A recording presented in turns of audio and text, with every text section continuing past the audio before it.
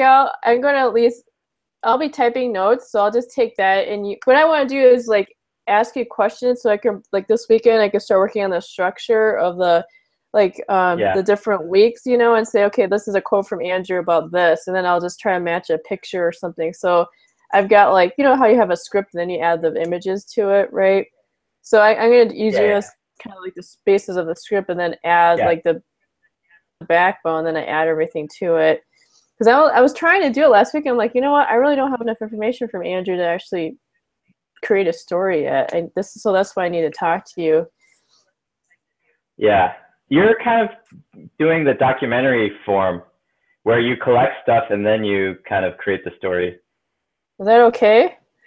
No, that's fine. I'm just saying, like, that may just be the approach, because when you're like making a film, you have the story and then you just shoot what you need. But when it's the other way around, you make the story after you collect the whatever, or you can kind of do it in between, collect some of it and come up with a story and then fill it in with the other stuff.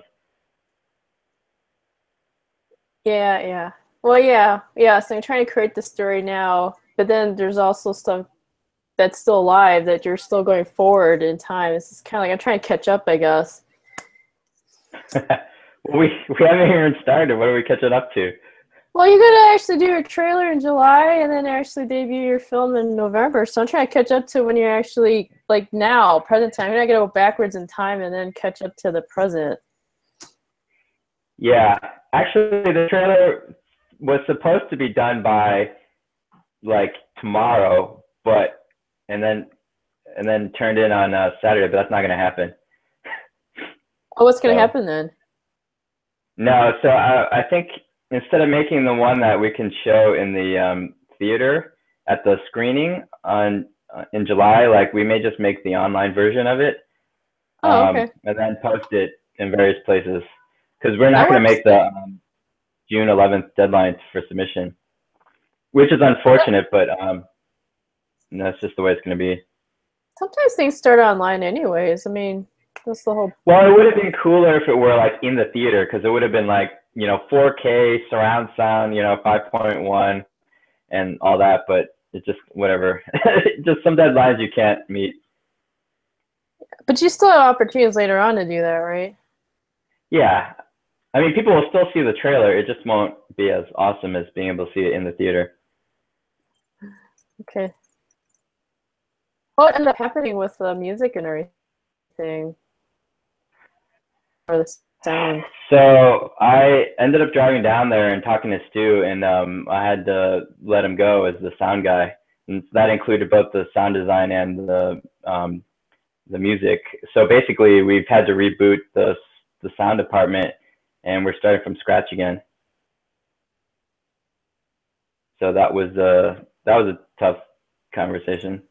I mean, he's okay with it now, and we're okay, and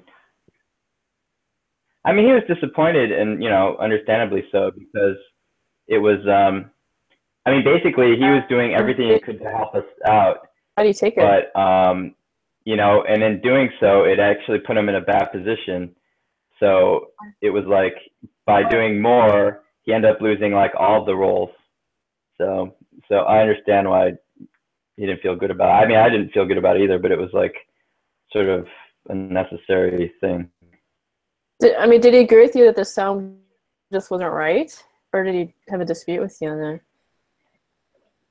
Well, the other issue is like, it wasn't like he was composing it from scratch. Like, we gave him like the temporary track that we had in the original cut and said basically emulate that. So he was basically reconstructing things based on what we gave him. So it's not exactly 100% fair judgment of what his ability is, especially given time constraint. Oh. It would have been better if he just started from scratch on his own. Well, no, the whole problem with the process is when you make a cut of something and you're just using the temporary music, like all the edits, like the beats, everything, like are kind of intertwined with that. Yeah. Okay, so I see what you're saying. So you So you can't just like sub anything in there. You basically have to then create music that's sort of musically aligned with whatever our temp track was. And so it makes it, it's like, it's not a clean process. It's not like you can just sub anything in. Because when he was just putting other stuff in, it didn't fit, because the cut wasn't based on his music. It was based on this temp track. So then we had to go down this road of, you know, trying to emulate the temp track. But ideally, it would have been he created the music, and then the trailer's cut based to his music, so everything fit together. Yeah, but I don't think it could have worked that way. It's like one of those catch-22 situations, because he didn't have, like, you'd have to, because before you edit, you don't know how long it's going to be, right? So if you create music, I mean, maybe it'd have to be, you know, like a minute, right? But I don't know. It's just sort of like a, I mean, I suppose if he had something that was like a minute long, she could then cut to that. But it's sort of like when you're editing, you're also sort of, you don't necessarily know ahead of time like the kind of music you want to use. So it's a very sort of like, I don't know, reflexive process. You know, it's sort of like, it's definitely catch-22. I mean, what was so challenging about telling him that you had to pretty much fire him? Well, one, I mean, he's my friend, you know, and he's been like helping us out all along. And specifically, he's been doing more than he originally signed up for. Like, originally, I just asked him to do like some sound design. But then I was like, oh, and then can you also be the composer, and can you also do the sound mixing? And he said yes, and he was just trying to help us out in like, you know, whatever I asked. So when I had to talk, you know, when I talked to him, it was like he said he was disappointed mostly because, like, if this were, you know, in the professional industry, right? Like the sound design would only do a very specific job and would say no to anything else you would request from them, like come up with music or whatever. So, and he wouldn't have touched it until like after we were done with our filming and editing and all that stuff. Whereas in our actual process, I had him just throw in temporary things, and he just quick it like in a day or so. So he didn't necessarily have as much time to like find really good sound bits to put in or this and that. Like he just put in things temporarily, like, you know, really quickly, which helped with the editing process. So, but then because of that, it was like, you know, maybe not the best work. Yeah, it created not an ideal situation. Okay. And I mean, what did you? I can only really blame myself because I haven't gone through this process before, and so now it's a little bit more clear. Okay. So what did you what did you end up learning in particular from this experience? I think I will not use my friends in the future, because I don't really want to have that conversation where if you have to like fire them or let them go or disappoint them. Because basically, I should have protected him as much as I did try to protect him as much as I could, but like ultimately I had to let him go. And so I feel really bad because like we're friends, and he could have helped me, but yet he still got kicked in the teeth, you know? I was watching this video today, that link I sent you, about sort of what the role of leaders are. And their whole job is supposed to be to protect the people that are kind of working for them on the project. And so I felt like I didn't protect him, you know? So I don't know. So that, I think, really is what still feels bad about it. Okay. Because, you know, like, you know, in a work environment, in a job or something, right? If someone's just not performing, they don't care, or whatever. In some respects, it's easier to get rid of them because they're just not they're not trying to be helpful, or they're not, you know, giving it their all. Whereas in this situation, Stu actually was above and beyond what he could to help, but it just wasn't the right fit. So it, yeah. So it kind of ended up in that situation. Yeah, it's a lot easier to fire someone when they're not trying versus someone that is really trying and it just doesn't work out because of the fit. I don't understand that. Yeah. Mm-hmm. Okay. Yeah. So, I mean, this is kind of a learning too, though. I mean, this is part of making a movie. It's like you never went through this part of the process before, and I think it sounds like you learned quite a bit from it. And unfortunately, it was a hard lesson to learn. What are you going to do, though? Yeah. I don't know, because I have actually had to do it like 3 or 4 times before, and like that's the thing I dread the most about the whole making a movie process. It's like great when everything's going well or you're, you know, recruiting people, but like just sometimes there's not a good fit. You need to let them go, and you need to do it earlier rather than later. Otherwise, it just gets more complicated. So, yeah. And I think, you know, in order to work well together, right, you have to spend time and like build relationships and stuff and get to know them and vice versa.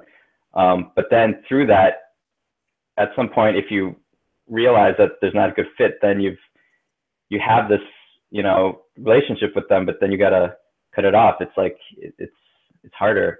And then, but if you don't go through that, if you just sort of stay removed from everyone, then you won't be like the most efficient working together because you're not like, and that sort of thing. So it's like kind of a paradox of working together, I think. What it sounds to me, it's a vulnerability.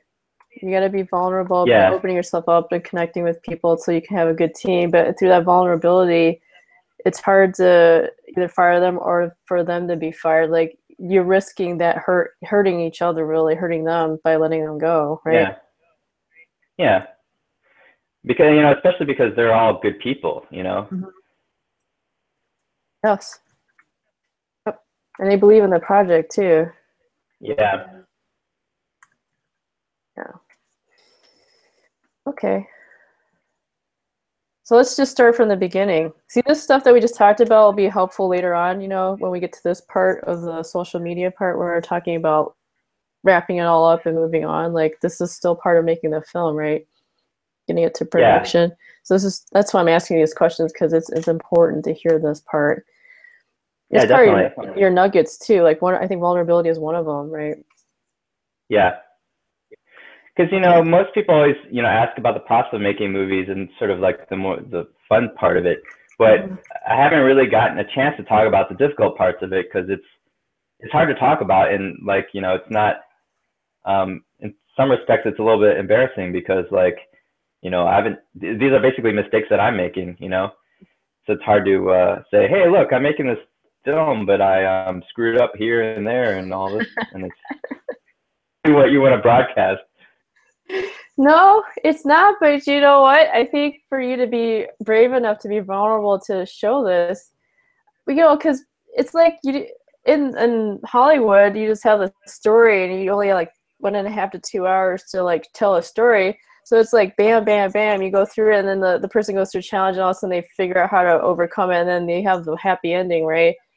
But what they really shortcut is the process, like what Brene Brown says, like the rumbling, right? The reckoning, all that really hard stuff to actually get to the happy ending. They cut all that out. So you're like, well, it should just be that easy, right? To get to the happy ending. But no, it's really not. The stuff that you're going through is the rumbling. It's the reckoning that needs to happen. And it's the growth that occurs too through that. And it's a lot of it's being honest with yourself, being honest with other people, and being brave enough to go through this process to deal with your fears, right? Because if you don't go through this, you can't get to the end where you can, I think, have an elevated product. You end up shortcutting, stopping it, or it's just kind of like, I don't know, it's like more blah, right? Unfortunately, it's like you have to go through the pain in order to, I don't know, to have, I don't know what you'd say. It's like a birthing process, right? It's like you got labor pains. Yeah. So it's gonna be really painful to get there. Although I'm not a woman, I have to imagine it's like that process, yes. because it can be long and just excruciating, and you don't know when it's going to end. But something amazing comes out at the end of it. Yes. So right now, but you have to go through the pain. Yeah, right now I'm still in like the 18-hour labor. So Andrew's pregnant right now. Yeah. Well, you know, that's what Steven, my DP, said. He's like, you know, it's going to be another 9 months in post-production. It's going to be like having a baby, you know? It won't take that long, and it really will take that long.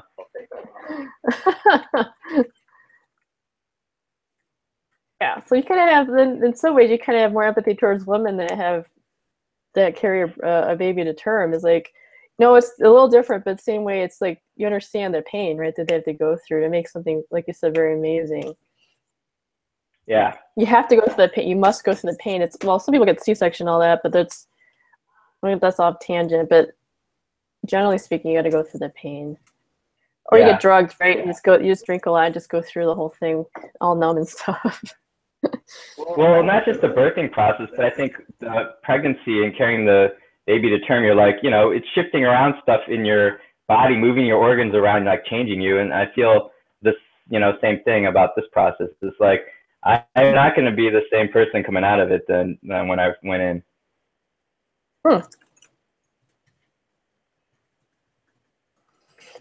So we use a metaphor now. I could use this for social media. Andrew's pregnant. He's giving birth. Oh, There's all these labor pains. Okay. You're going to be made fun of big time. All right, let's go to the beginning. Let's talk about, like, because you got the script, right? But I was looking through your Facebook post, and, like, it started way back in 2014, maybe even earlier than that. Like, how did you come up with this idea? Or, I mean, did it start even before the idea because you were interested in filmmaking? Like, what's your story behind all this? You want the long or the short version? Whatever you want, so I could take it and put it on Instagram. I don't care. Well, okay. So the long version is this. I've been part of Scary Cow, which is this film co-op in San Francisco where we help each other make movies. And one of the other directors there, he, in one of his pitches, he wanted to make a Western up in Bodie, California. And at that time, it was untitled and he didn't have the script yet. But I was like, oh, Western sounds pretty awesome. So I signed up for the project. But it never actually went forward. He ended up doing other things, and so it got put on hold. So it started to make me think, you know, like, well, if I made a Western, like, what would it be? You know, because I was still interested in making a Western. So then I started talking to my friend Eric Lind, and we were sort of kind of throwing around ideas. And he had this idea of a guy waking up in the desert, you know, and then like a haunted, like a possessed gun. So there was this one day I remember we were in my office and we were just kind of like throwing around the ideas and, you know, talking about it and stuff. And I was like, hey, you know, maybe I could put together a script, a plot and stuff, and then get your interested in our script so that he would have something to move forward. So Eric was like, yeah, cool. So then I ended up going ahead and developing the plot ideas. And the theme I came up with was conflicting agendas of revenge. So, you know, the idea being that, like, the ghosts have like one vendetta, and the guy Krug who picks up the gun, different path of revenge. And so at some point he has to choose between getting his revenge or allowing the gun to get its revenge. So that was sort of the main idea behind the plot. So I ended up, yeah, you know, writing a first draft of it, the Scary Cow writing group. And I distinctly remember, like, so at the writing group, we do table reads. So, you know, whoever wrote it would assign people different parts, like, to read or do the scene direction. And then they would kind of pretend to not be in the room while people read it and then talked about it, so they can get some honest feedback without, you know, maybe accidentally being defensive or something about it. So anyway, I remember right before we started the table read, I was thinking to myself, complete utter shit. Like, they may hate it. Like, I don't know at all. And so I was a little bit terrified. You know, we went through the table read, and some people didn't understand it but a few people did. Like they're like, wow, this is a great first draft. And so I was surprised. I was like, oh, okay, is it? You know, and like, and then talking about it and like the things that people didn't understand, it helped to clarify some of the things I needed to fix in the next draft. So I went through, and that was at the end of the summer of 2014. Mm-hmm. So then I went through several iterations, several drafts of the script to a place where I was pretty happy with it. And then I started sending it out to film festivals, like the short script contests, to see how people liked it. Okay. Okay, I'm gonna go back because I'm gonna look at the nuggets here because that's interesting. Let's see here.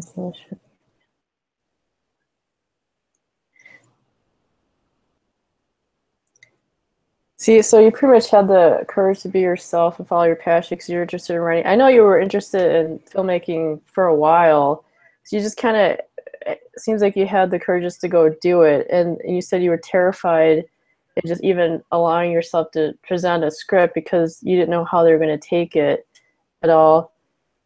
But it's in doing so, though, and taking that risk, you actually got good feedback, which actually made your script better, right? Is that what I'm hearing? Yeah.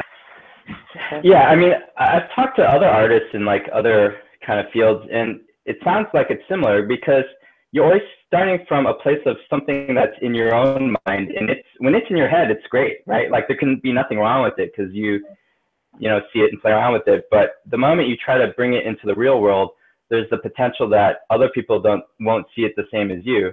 And some of that could be through not being able to reproduce it like accurately to what you're thinking. And then another thing could just be people just think differently than you, so they won't see it the same way. So, I mean, always the risks. And there's no guarantee that even if you make something great once, that the next thing that you make will be received as well, you know? So like it's constantly a risk that you have to deal with. Okay. So I mean, how did you get yourself to be willing to take those risks? Because that's scary to do that. Put yourself out there. The easy answer is that I tried not to think about it. Because in all honesty, like I find the hardest part in getting through sort of the process of making things is when you sit there and you think about it too much without actually doing anything. Like, for example, like, you know, sitting down to write a script or when I like set aside the time and say, okay, I'm going to spend, you know, 4 hours on Saturday to write this script. And then I sit down and I'm like, God, well, what am I going to do? Is it going to be as great as I think it's going to be? And I'm just like, think about it too much. And then that paralyzes me from actually getting anything done. And I think the best days when I get stuff done for a script are where it's like, I have this idea and I'm really excited about it, but I'm like, oh, I need to go to sleep for work tomorrow, or I only have a couple of hours before I need to like go do this other thing. So I just sit down and I quick, you know, type it up or try to get as much as I can out. So like, I just don't even have the opportunity to overthink it. It's just like, you know, getting into that flow. So I think yours is just like getting into the momentum and doing it like just sort of based on your fervor or your excitement, so that you don't get a chance to think about it too much, because then if you do stop and think about it, and it can paralyze you and then kind of forward. So I don't know. I mean, maybe other people will handle it differently, but that's what I've sort of experienced for myself. Okay.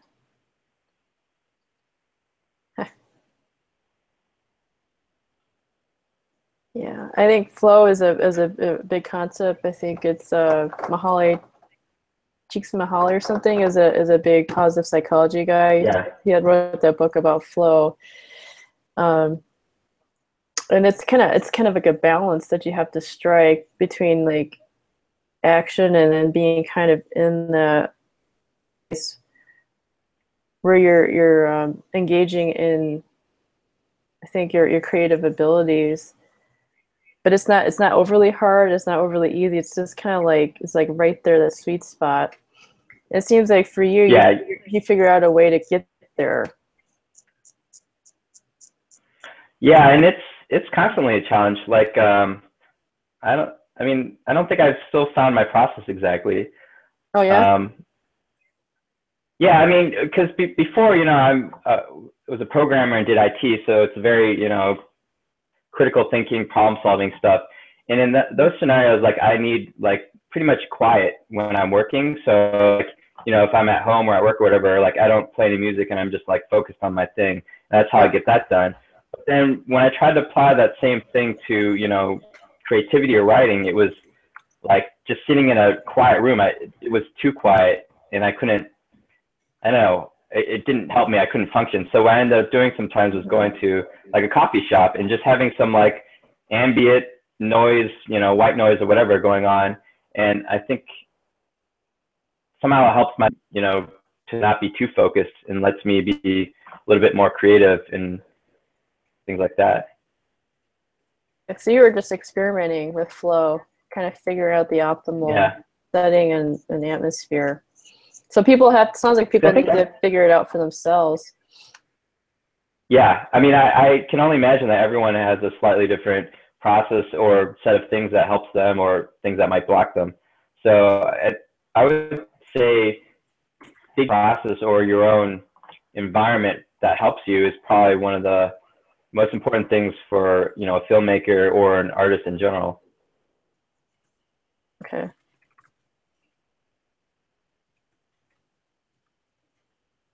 Okay, cool. Did you want me to talk about like how I got into filmmaking? Whatever you want, because whatever you tell me, I'm just going to find a way to use it later on. Because, you know, we all, not only just we have like the July, August, September, we have October, we have November, we probably have things after that. We can, all this is good material that I can use for whatever purpose. So tell me whatever you want to tell me. What's your story? What's my story? Well, I think I've, you know, loved movies all my life. I remember growing up watching black and white classic movies with mom and you, and we would God, well, I don't know. I remember, you know, growing up, we would watch a lot of classic movies, whether it's on like Turner Turner Classic Movies or that sort of thing, and I just ended up getting you know, dialogue and, you know, like sort of the witty dialogue that they used to have then, and also getting to know like actors' names and things like that, and just thinking about movies all the time and plot, and then just talking about it, and you know, and then of course that evolved into watching more modern movies and stuff. And I remember mom taking us to see Return of the Jedi in the theater, and you know, we would like see movies a lot because she loved movies when she was a kid. And so that just sort of carried on into our family culture. But, you know, growing up, the math and science and, you know, and those sort of areas. So I didn't really think that I could be a filmmaker because I just didn't have that background. Like, you know, I'd take classes, go to college and get a degree in, you know, like computer science and those sort of things. But it was just kind of like the arts were too for me. It was just like, well, it was.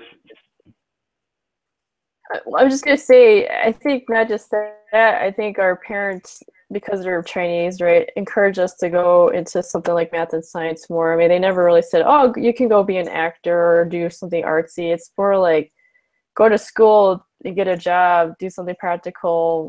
For me, right, it was like that type of stuff, right, or engineer or whatever. So they never really talked about other options other than math and science type of stuff, right? So well, it's interesting though, because they did give us a background in artistic things too. Like we did a lot of music stuff, right? I remember doing a lot of art as a kid, but in terms of like a practical, you know, path for, you know, profession for living, it was mainly, you know, like kind of math, sciences, yes, you know, more kind of hardcore STEM stuff. yeah. So it was interesting because we did have exposure to like the art stuff, but it wasn't it For like a wasn't like hobby or for fun, right? yeah. Mm-hmm. So like seriously, it just I don't know. I guess it wasn't really an option for us, even though like we had it, because I remember Dad did calligraphy too, and like the Chinese calligraphy, and so we it was an important part of our childhood growing up, but it just like when it came to like sign up for a class, I guess it seemed maybe wasteful to like sign up for an art class instead of like a math class. So, but yeah, so like I had that love of filmmaking and in arts and creativity, but and even college and stuff.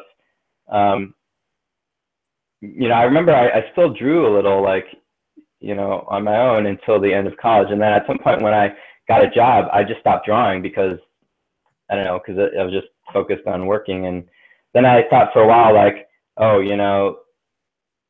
I'm not an artist anymore, and like that I just stopped doing that, but it was actually not.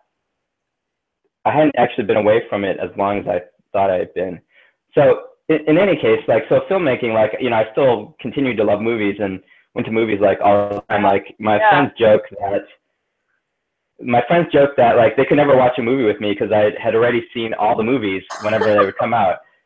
Yeah, same for me. They'd be I'm like, like, hey, yeah, I'll be like, it's just, it's sometimes you've seen it 3 or 4 times already. I'm like, what the hell? yeah. So, and sometimes I would just not tell people that I already saw the movie because it was just too much of an effort to try to find a movie we both hadn't seen yet. So, and I remember just talking to you sometimes about like, like some of the dialogue or plots or something like that. And it was just always fun to think about things like that. And I always wanted to make movies, but I then just believed I either had to retire early or go to, film school for a couple of years in order to be able to even try to do those sort of things. But what changed really is partly, the switch to digital made things much more accessible. Mm-hmm. When you could buy your own video camera that was, within a reasonable cost, and then DSLRs became, they had like video recording capability. Then it changed that whole thing. Like, when digital photography became huge, then the next thing was like, digital video. Yeah. So then a lot of people were able to become filmmakers. And so what that did was that created helped create Scary Cow, which I go to, where people could, make films like for fun, like on the side, and help each other and do that thing, and then try to bring in some of like the Hollywood process to it, and do filmmaking. And then I remember specifically, I was at a retreat one time. I just wasn't sure what I was gonna do with my future, and I was just person I was with. I forgot what question she asked me, but then it made me think about like, I really like filmmaking, so why am I waiting to do that? Like maybe there are things that exist already that I can go and like learn filmmaking. I went home and I just did some Google searches, and there was this film co-op right in San Francisco, and so I went to the information session and checked it out, and I ended up doing that, and I bought my own video camera and just started filming stuff. And I like the very first thing I filmed was with my housemate's dog, Casey, and then I just put it together using iMovie, on my Mac, and it was just like a quick 2-minute short or something, but it kind of proved to myself that I could do it. Like I had then the tools to at least start doing it. And then through Scary Cow, which I've been part of for close to 3 years now, like, I just started, projects and helping them out, doing different roles. I ended up sort of specializing more in location sound and just learning like the filmmaking process firsthand. And that was probably the best education I could get, so that's how I got into it. And then after a couple of years, I think I just decided then it was, yeah, own project. And that's around the time when the whole idea for Ghost in the Gun and the script and all that came about.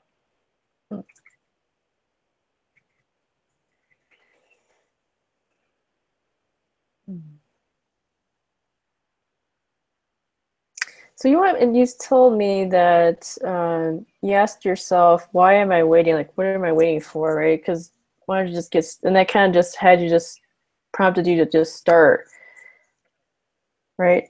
So Yeah. what is there anything that helped you make that switch to go from, well, it's a fun thing, you know, it's a hobby, or I just love to go to movies, versus I'm gonna go do this thing, where it becomes an action versus just thoughts, right? Pie in the sky ideas. Um, I don't know. I mean, I guess I was just inspired to, you know, and, like, I mean, once you realize, because when I was thinking about it, and I was like, oh, all these assumptions I had were not necessarily true, you know, like needing to go to a 2-year film school sort of thing in order to even kind of start. Once I realized those things weren't true and that I had things available, I got really excited, because then it was like this whole new world was available to me that I didn't realize before. And so, you know, like when you get to something new and you're like in that really excited phase, like to do stuff. And so I did not only Scary Cow, but one of the Scary Cow members, Dan, introduced me to local cable access studio.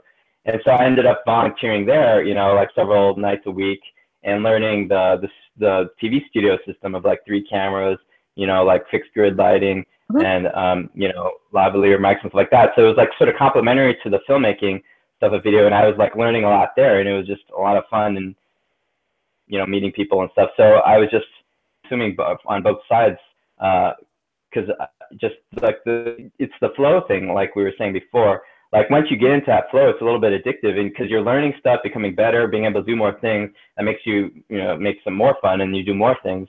And so I was just kind of writing that for like 2 years, you know, I think, just building up skills, learning things, and just learning more, you know. Mhm. So it sounds to me the key was examining the assumptions, right? Where do these assumptions come from? And then pretty much negating the assumptions. I mean, I feel like a lot of them come from how structured, you know, like you're supposed to go to school and then go to college and like kind of pick your profession and do this. So we have it all set up where it's based on you need to go to, you know, like a university or a school to learn that specific trade or, you know, area and focus, and then do it.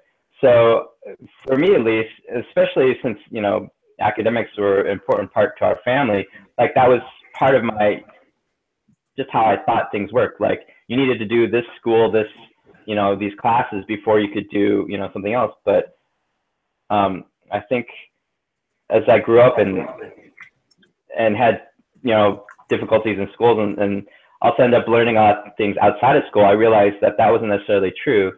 But I still had that bias, you know, even later on, many years later.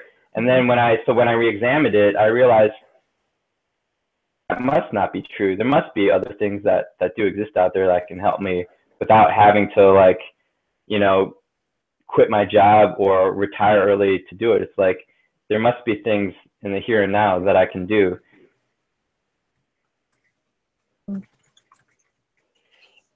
Was it scary for you or difficult for you to pretty much, I don't know, trash those assumptions? Um, I don't think it was scary for me to trash those assumptions, because for me that was exciting, right? It was like this whole new world that was open to me. But what was scary, I think, was going into something that you really haven't done before at all, Mm-hmm. and, you know, to see if you could do it. And I think one of the things I've learned through that process is, even if you haven't done it at all before, Mm-hmm. if you just keep doing it over and over again, eventually it feels more normal. Like you get used to it. So then it feels like it's part of you. But like the first, you know, several months when you're doing it, because you know, by that time when you're 20 something, you've already mastered certain areas. So, you know, you're confident in doing that. Like you're like, you know how to do that. But then someone throws something completely you haven't done before. You're like, I don't know if I can be competent at that. Like I can't be that good at it. And so you feel, at least for me, I felt awkward doing it for several months, because it's like, I mean, am I going to be able to get the hang of it, you know, that sort of thing. But at some point that phase passed, and then it's like, oh, I've been doing this long enough where it's like I can do it, number one. Number two, it's like, you know, I might actually have a talent at it, and then better at it the more you do it, you know. So like lighting is another example of that. Like, I don't consider myself a gaffer at all, but and before doing any of it, I would have thought, oh my God, I would be horrible at it. But by you know, working at the cable access studio, and sort of having to do it and do it every week, you know, for all these different shows, I learned a lot about it. Now, it doesn't necessarily mean I am going to be a gaffer. I still am not, you know, nearly sort of the level of like real gaffers and lighting people, but I know enough now that I could get by if I needed to, or at least I understand the basics. So I also, like, you know, would have a better idea of how to talk to gaffers. And I think that's important too. So if I'm like the best in that field, you can still, that doesn't prevent you from learning it or being at least, you know, competent in it. From learning, or are you saying being confident or competent in it? Competent. Competent. Right? Okay. Like, yeah. Because I may never be like the best gaffer, but like, that doesn't mean I can't do it at all. I mean, I can do it, you know? And it sounds weird to say, but you may not think you can do it, but you can. If you work hard enough, you can do it, you know? So it's like, tell me, it sounds like there's the idea of not trying to be a perfect perfectionist type of, it has to be absolutely 100% right? It's like being willing to be like, I'm going to be good enough, I'm going to be competent, but I don't have to be the best at something.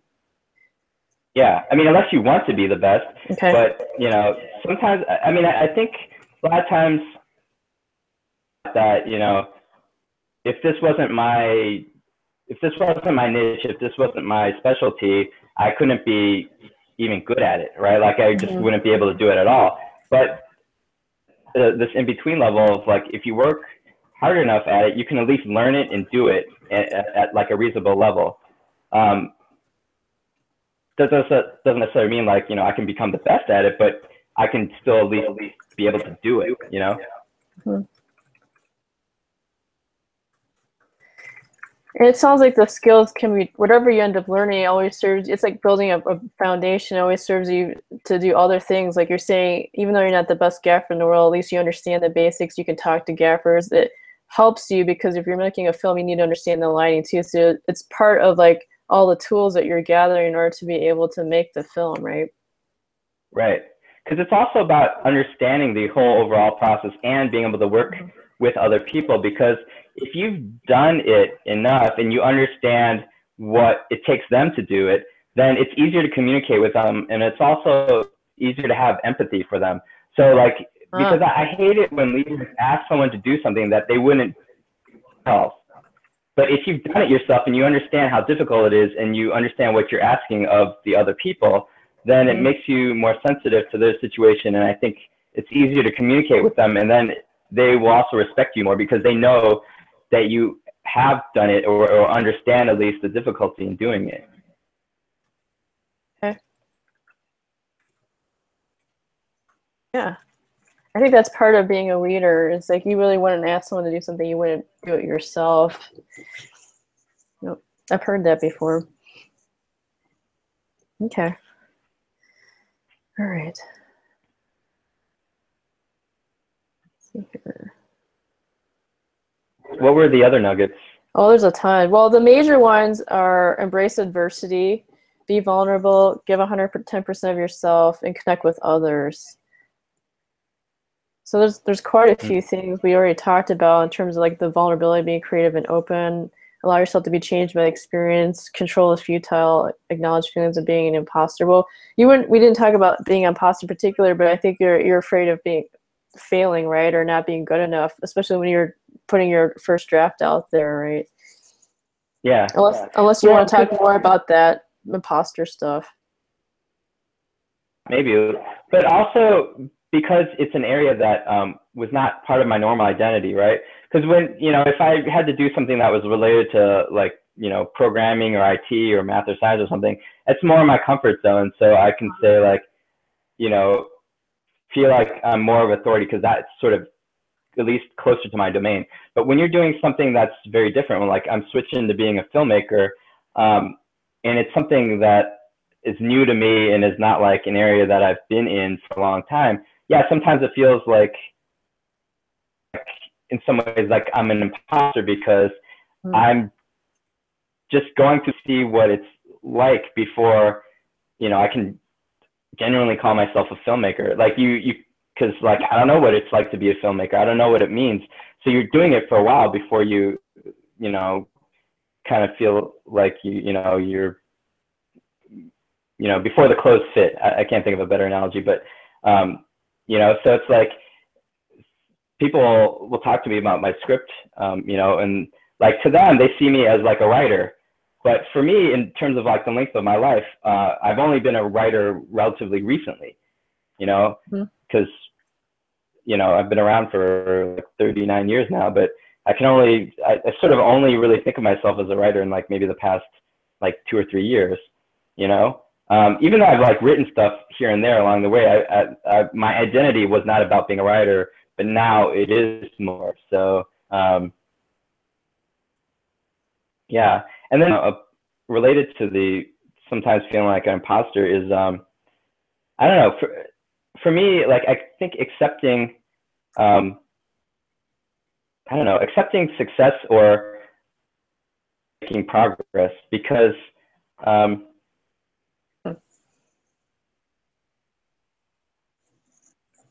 don't know how to put it. Like, is it because you don't feel like you deserve to actually be good at it because you've only been doing it for just a very short period of time versus other people or something? Or yeah, it's a little bit of that, but also I think for myself, I guess I was never used to like praise or growing up, I always got the message like, Andrew, you have such great potential, you know, like you should do great things. Like we expect so much of you. So I always felt like I was never quite meeting that. Like no matter how much I did, how much I was able to do, that the bar was always so much higher. I needed to keep going, and I could just never reach, you know, what I needed to achieve, you know. So in that respect, like no matter how much people would see that I accomplished or did, like in my mind, I hadn't really gotten anything because all that I perceived I should be at, you know. So I think in doing, you know, filmmaking and stuff, yeah, there's part of it is that, you know, being a rookie, like being new to it, and experiencing success also feels like, but more deeply for myself, I think just being able to accept people's, you know, or you know, compliments, like is just in general something that I've had to learn how to do, because I just have never been good at accepting compliments from people, you know. And okay, so just listening to you talk, I think part of what I'm hearing is that you had to somehow make a switch where you were enough, right? That you deserved good things, that you were good. And I'm trying to figure out, how did you get to the point where because it's like, I don't know where those expectations, maybe initially those expectations that are set were from other people, and then you maybe internalize that to be your expectations, that you had to reach some kind of level, and it was always, the bar was always going higher, or you never got there. But somehow you made the switch in some way where it wasn't like that anymore, where you accepted the good things, that was going to be higher. It was like you're always going to push yourself, of course, but it was something is different, right? Were you able to celebrate or acknowledge that you're good? So what yeah, happened? I mean, I wouldn't say that switch is completely, completed. I still feel like I'm in the process of it, but I've been able to accept it more because, you know, at the different phases of filmmaking, like there are all these challenges. And so I guess, you know, one of the bits of advice people give is like to celebrate your wins, you know, no matter how small. And so as we've gone through this process, and there's so many difficulties and challenges that we have been able to, you know, overcome, like it's made me feel better about it, because like, you know, by those measures, you know, I have succeeded. You know, I haven't finished the film yet, so I still feel like, you know, we're not there, and I don't have that accomplishment. But, you know, being able to, like, you know, in pre-production, find the locations, which was difficult in of itself, and, you know, and then filming it, and, you know, filming it like on these various locations, like especially down in Toronto Pinnacles, like there were all these hardships that we were able to get by. Like it was, and we were able to do it, and like we got all the footage we needed, and so I was like, wow, those were like huge steps that we got by, and so I feel much better about you know, where I'm at. And so it's like this last step now, just the post-production, the door, and then yeah, because I still have these fears that like something could happen, you know, today, tomorrow, that like makes this whole project explode, and I never get to the finish line.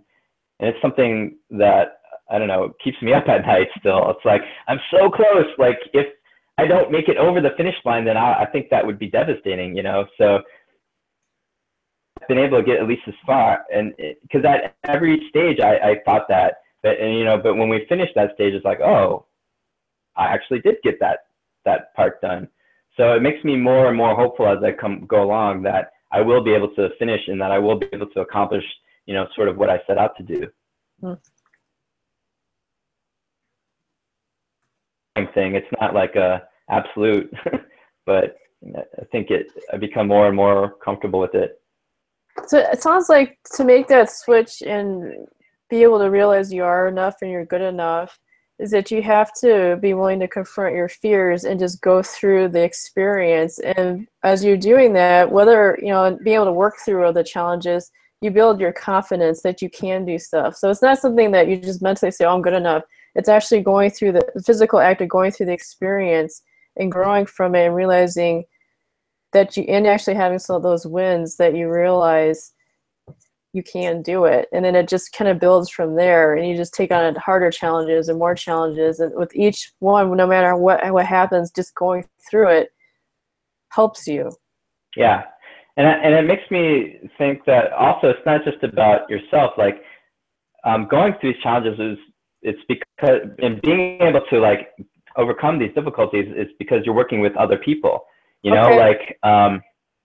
Like that's such a huge part of it, because you're not doing it just by yourself. Like you're working together, and everyone has a different, you know, way of thinking, and together you're able to like think of solutions and, you know, find a way around these things. Because like so many times, like literally every week of production when we were filming, some big problem would come up. Think, oh my God, like this is just gonna like kill the production. It's gonna end it. But somehow we were able to like work through it. That happened. Then I got to the point where I was like, oh, this is just the problem of the week. And then we worked through it like we, you know, had done previously, and we were able to get through it. And so that made me also like feel more comfortable, because then, you know, you like trust, you know, you have these people, and it makes you kind of more close knit, and like you trust them, and like you don't have to worry that you're the one that has to solve everything, or it's all completely on your shoulders. It's like everyone is able to like take a piece of that problem and break it down so that it's like less, we're able to solve it together, you know? Okay. Pretty much part of it is just also be willing to ask for help, getting help, receiving help from other people, helping each other out. Yeah. Okay. Okay. All right. You know, I mean, it's getting kind of late. I don't know if you want to like maybe do another one of these, because there's, you know, we have to get into like the actual filmmaking and all the other stuff, and that could be another hour. I think I got enough, at least from the start. You know, if I just want to focus on the July. I mean, I actually have to go to Bush tomorrow morning to get my global entry stuff done, so I got to go to bed. But I want to kind of work.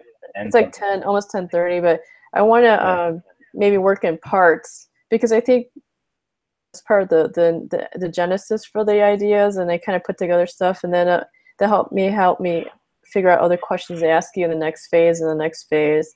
But I guess I just gotta gauge what your time frame is. I may end up interviewing you again later this month. It just, you know, and just get all the interviews done this month. It's just, I just want to kind of digest what you just told me, because you told me a whole lot of stuff, and maybe kind of match it up to the nuggets and stuff, and see, okay, this matches this nugget, this matches this nugget, and then maybe I need to go back and check in with you too to make sure that it kind of flows right. Yeah.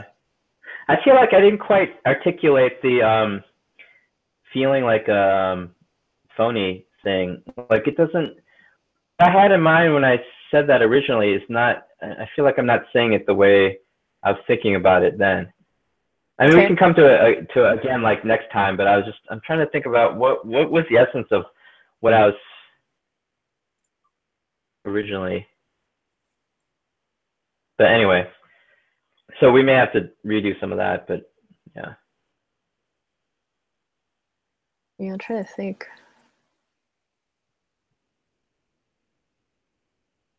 Sometimes being an imposter is everyone thinks you're really good, but you don't feel like you're really good. Yeah, it's like the gap between what of as good, but it's different from what people perceive of you, you know?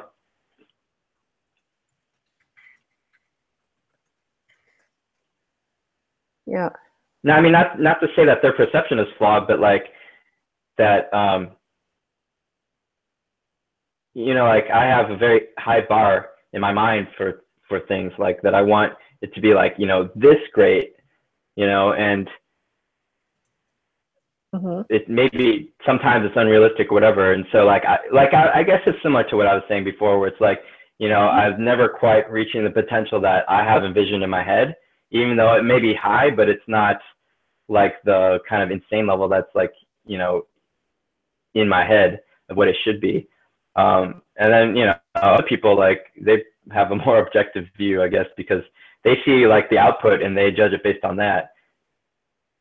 It in terms of like, in my mind, the like the idea of like, you know, if anything could exist in the universe, what should it be like? You know, which is vastly different than reality. Well, how do you adjust that then? Because when you take it from your head into the real world, how do you make the adjustment so you're actually still excited about what's there, the actual thing that comes out, versus what was in your head? That's an interesting question. I mean, it makes me think about what Ira Glass said about taste. He says a lot, you know, a lot of artists, like, you know, they have great taste, but when they first try to make art, whether it's filmmaker or whatever, and it falls short of what their vision is, they get really discouraged, because then they think they aren't able to do it. But that gap exists, and it may exist for a long time, but if you just keep doing it, you keep trying to reduce that gap, maybe if you're lucky, you're able to birth something into the world that does match what your vision is. I mean, if you're able, that, to me, that's like the nirvana of an artist, right? Turns out exactly how you imagined it to be. And so I think if you can get over that initial, you know, inertia, or that it needs to be, it always turn out exactly how you imagine. If you're able to push through that and just know that each time you do it and you get closer, you to stay motivated.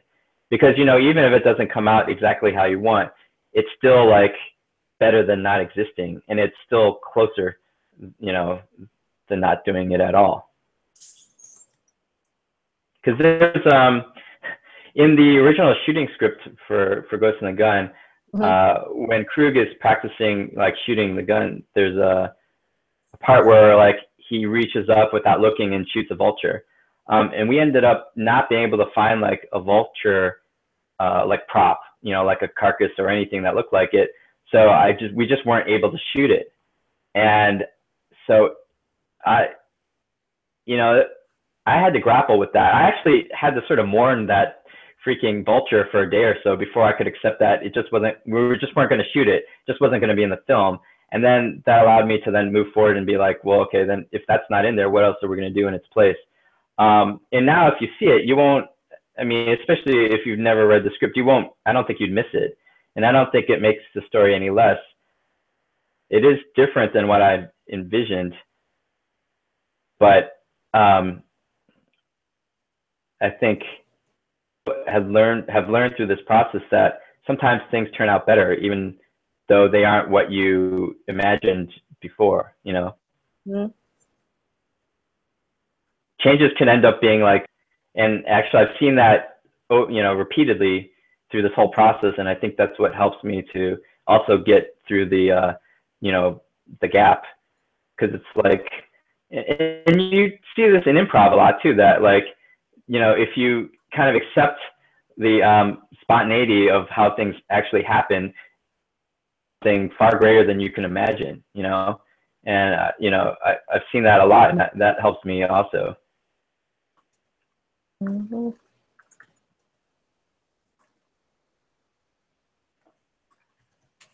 I'm trying to think, because I think that's one of our, I'm just going to go back and look at the nuggets.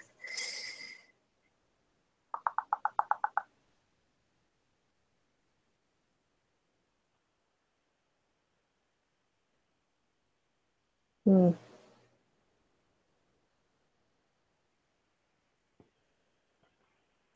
Well, I think one of them is control is futile. So it's pretty much letting go of that control of what it's supposed to be like, and just accepting what it's like, being present, accepting what is, and that it actually could be better than what you had wanted it to be. Yeah. Yeah, you should be as prepared as you can be, but then, yeah, ultimately, you can't control everything. To be willing to let some things go, and also pay attention to what opportunities present themselves because of it, and then, you know, really make the most of that. Mm.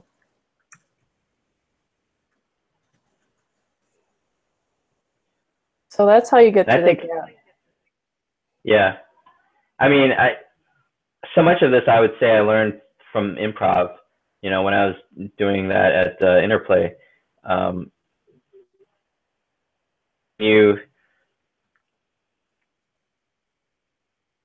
When you let go of like, of your expectations of how you want things to be, and you let like the things just kind of come in, like, in with the flow, go with the moment, and, you know, utilize the opportunities that pop up, create something great without even having thought of it ahead of time. Like, there's sort of a magic in the moment that you can harness, and it's kind of amazing. So if you do at least some improv, you can see that, and I think it at least helps me to let go of a lot of the control. Mm. That's very Zen. It's like the power of now. That's like Eckhart Tolle. That's his book, is the power of now. It's easier said than done, right? Because I mean, I can tell you there were numerous moments where I was shitting bricks, because it's like, I don't know what the hell is going to happen next. That's the thing. It's the fear of the unknown, because you don't know what's going to happen next. Scary. I mean, even when I know like things will work out okay, like when you're in that moment of the scariest, because all you can do is keep, you know, marching forward, and then until the moment of, you know, how it's going to kind of resolve. Mm-hmm.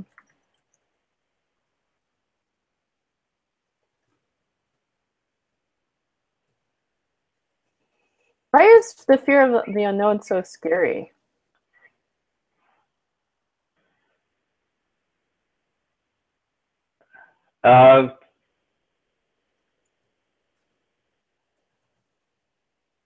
Well, I mean, I think we have a very strong sort of mental model of the world, and that's how we cope with every day. You know, we sort of have this expectation of what's going to happen next. So we know what we need to do. We know what to, you know, if we're anticipating it, we know how to prepare ourselves, and like, you know, just what it is. And then we can be relaxed we don't know what's going to happen next, and it could be anything, it's nerve-wracking, you know, it's stressful because you have no idea, like,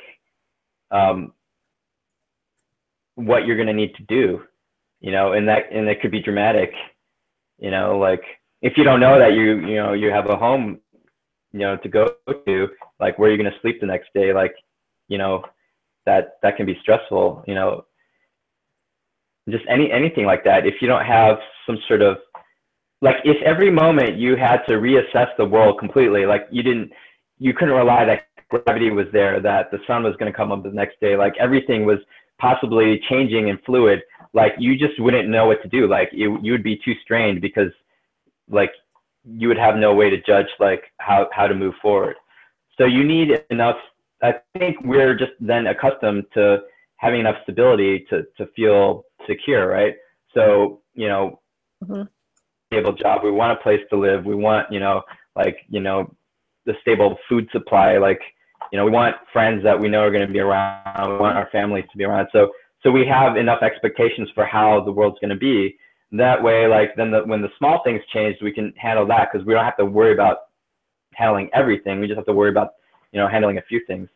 So I think we're kind of accustomed to trying to create control and create a future that we can expect, because then we don't have to think or reassess things. We just kind of can just do.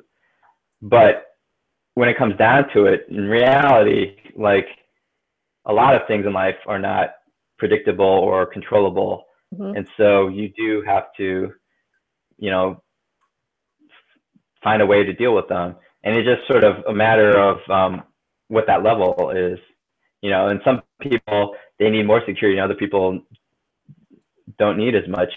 But it's something we all kind of have to, boundary is for that.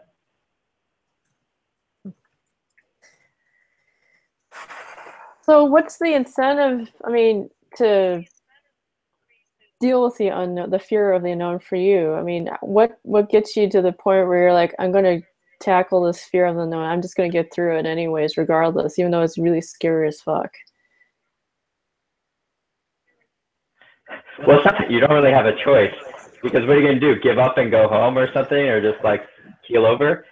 But also it's because if you can get through to the other side, something great can be there, you know, like when we were shooting, like all the moments of like, geez, I don't know how we're going to get through this, right? Like if we just stopped and packed up and went home, like that'd be it, and all that effort and potential would just be gone and evaporated. But if you know, trudge through it and like work it out, like you can end up with something amazing that's maybe potentially better than what you thought it could be. So part of, I think, when like in the corporate world, they say in the change management, when you're a leader, you have to take a group through change. It's important to show them the vision of where you're going to end up, right? And so all the peaks and valleys that you got to go through, you have to keep showing the vision where the end is, so that people will get through all that crap to get to the end. So I'm just wondering, in this instance, does that also make sense for getting through all the scary stuff and trudging through things? Yeah, definitely. I agree. I mean, yeah, sort of the analogy would be, you know, picking a point on the horizon, like say, you know, this is where we're hiking to. So you're kind of focused on that, and not, you know, about like, how long is it taking? Like, you know, are we going uphill or downhill or whatever? Like, yeah, by having a goal and something kind of far enough, you know, if you get through, once you get through the sort of the hardships, you kind of forget about it.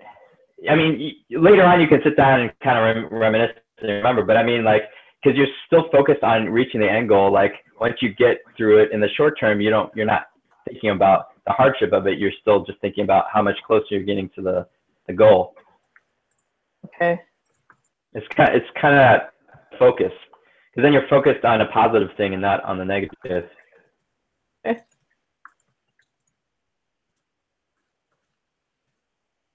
That's how you get through all the hardships, because you're focused on the positive thing is you're focused on a goal of what you're going to get to, all the good things that are going to happen, and not all the crap that you have to deal with to get there.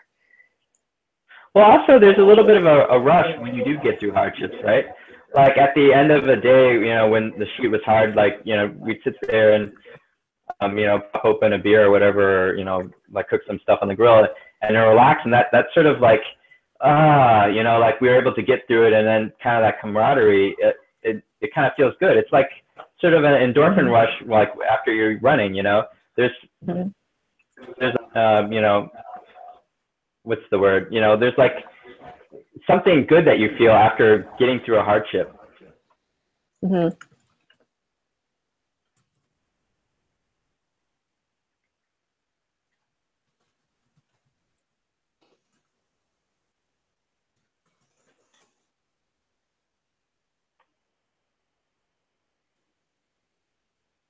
Okay. Anything else you want to say?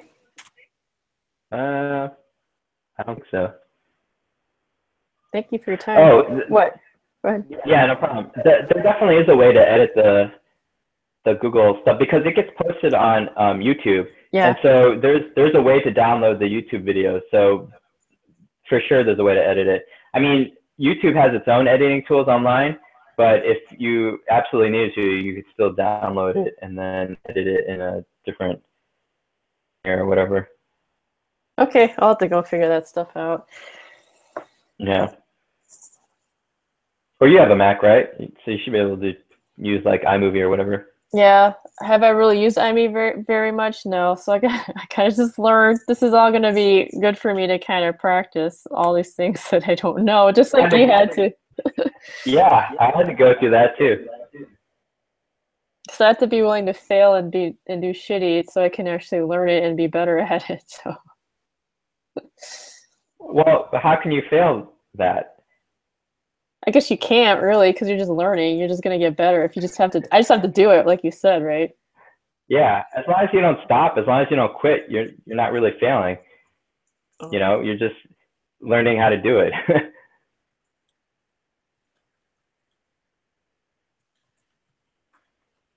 Yeah, as long as you haven't quit, you haven't failed. That's a good quote.